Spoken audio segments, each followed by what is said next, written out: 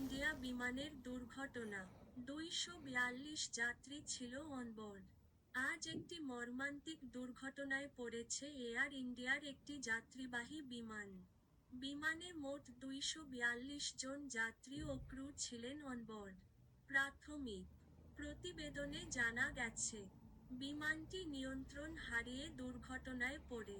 দুর্ঘটনার সঠিক কারণ এখনও জানা যায়নি, তবে উদ্ধার কার্যক্রম শুরু হয়েছে এবং স্থানীয় প্রশাসন ও উদ্ধারকারী দল দ্রুত ঘটনাস্থলে পৌঁছেছে।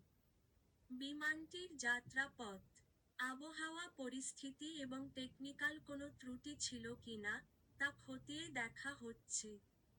ঘটনাস্থলে থাকা প্রত্যক্ষদর্শীরা জানিয়েছেন যে, দুর্ঘটনার পর বিশাল ধোঁয়া দেখা যায় এবং জোরালো শব্দ শোনা যায়।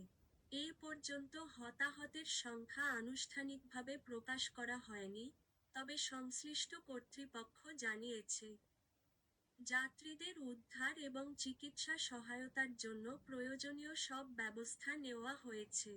এই দুর্ঘটনায় সারা দেশে শোকের ছায়া নেমে এসেছে এবং বহু পরিবার উৎকণ্ঠার মধ্যে রয়েছেন তাদের প্রিয়জনদের খবর জানার অপেক্ষায়।